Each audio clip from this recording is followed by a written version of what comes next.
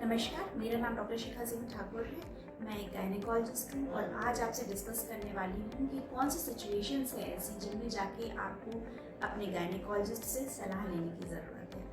तो सबसे पहले चालू करेंगे, यदि बच्चा बहुत छोटी है, आपकी बच्ची 9 वर्ष से भी कम की उम्र है और उसको पीरियड चालू हो गया है, तो एक बार अपने डॉक्टर से ज़रूर सलाह लें कि क्या उसकी फिज़िकल ग्रोथ कंप्लीट हो चुकी है और अभी पीरियड चालू हुआ है, या इस पीरियड चालू होने की वजह से हार्मोन चेंजेस की वजह से उसकी ग्रोथ में अगर कोई फ़र्क पड़ने वाला है तो कौन सी दवाइयाँ वो उसके लिए चालू करना चाहेंगे। दूसरा पॉइंट है, यदि आपकी बच्ची 15 वर्ष से ऊपर की हो चुकी है और उसको अभी तक पीरियड्स चालू नहीं हुए हैं, तो भी आपको डॉक्टर से सलाह लेने की ज़रूरत है।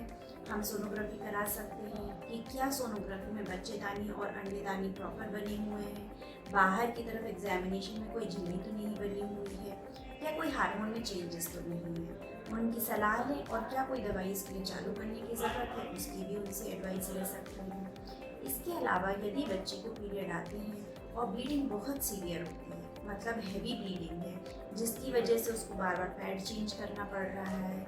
कब कहेंगे हैवी ब्लीडिंग है? यदि उसको 7 दिन से अधिक ब्लीडिंग हो रही है या दिन में हर 1-2 घंटे में उसको पैड चेंज करना पड़ रहा है।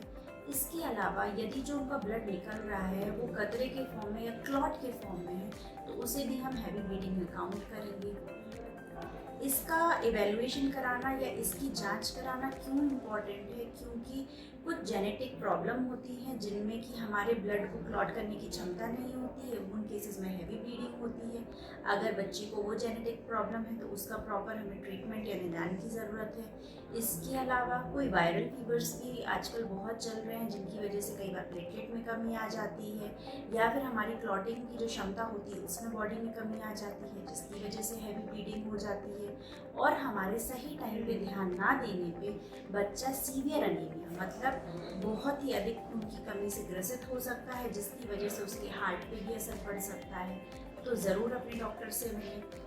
और यदि बच्चे को इतना सीवियर दर्द होता है पीरियड के दौरान, पेट में दर्द ज़्यादा बताते हैं, जिसकी वजह से वो स्कूल नहीं जा पाते हैं, या उनको पेशाब या लैट्रिन करने में भी दर्द होता है पीरियड के दौरान, तो भी आपको डॉक्टर से सलाह लेने की ज़रूरत है कि उनको कहीं एंडोमेट्रियोसिस जैसी कोई प्रॉब्लम तो नहीं है। इसके अलावा यदि स्त्री या जो महिला है उनकी शादी हो गई है और शादी के बाद उनको वाई डिस्चार्ज या लिकोरिया की प्रॉब्लम है, अब इसको कब हम प्रॉब्लम कहेंगे? वाई डिस्चार्ज होना एक बहुत ही नॉर्मल फिजियोलॉजिकल बात है हर फीमेल के लिए, लेकिन उसको प्रॉब्लम तब कहेंगे यदि वो इतनी अधिक मात्रा में आए कि उनके जो भी वस्त्र हैं या कपड़े हैं वो बार बार गीले हो जाते हैं, जिसकी वजह से उनको खुजली रहती हो, या गुप्त आंग में इचिंग या खुजली करने की वजह से ज़्यादा रेडनेस हो जाए।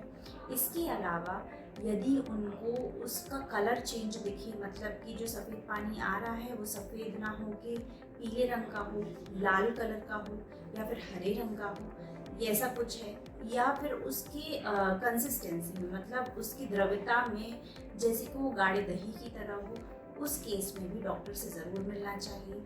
इसके अलावा शादी होने के बाद हर साल आपको अपनी गायनेकोलॉजिस्ट से मिलके अपना सर्वाइकल एग्जामिनेशन कराना चाहिए और पेपिस्मियर की जांच कराना चाहिए।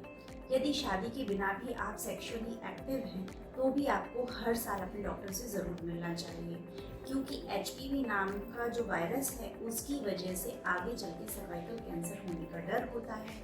उस चीज़ के लिए हम स्क्रीनिंग करते हैं ताकि लॉन्ग टर्म में आपको कैंसर से हम बचा सकें। इसके अलावा यदि महिला की शादी हो गई है और बच्चे नहीं रुक पा रहे हैं, जैसे कि इनफर्टिलिटी या बांझपन कहते हैं, अब आप सोचेंगे कि इसको कब कहेंगे, कितने दिन बच्चे नहीं हो रहे हैं तो बांझपन है।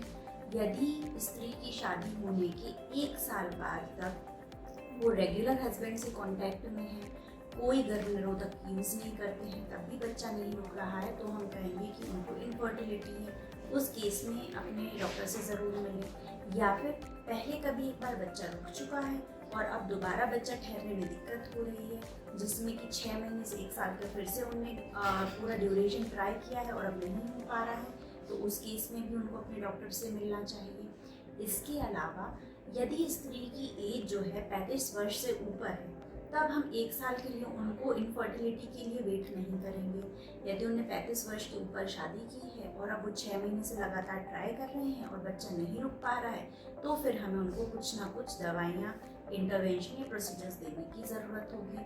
तो इस केस में भी आपको अपने गायनेकोलॉजिस्ट से ज़रूर मिलना है। इसके अलावा जो शादीशुदा महिलाएं हैं या जो सेक्सुअली एक्टिव महिलाएं हैं और उनको साइकिल में या महीने में भी किसी भी टाइम पे सीवियर एब्डोमिनल पेन, मतलब पेट में बहुत तेज़ का दर्द, जैसे कि कुछ फट रहा हो ऐसा महसूस हो, साथ ही ब्लीडिंग भी अगर साथ में होती है तो उनको डॉक्टर को दिखाना ज़रूरी है।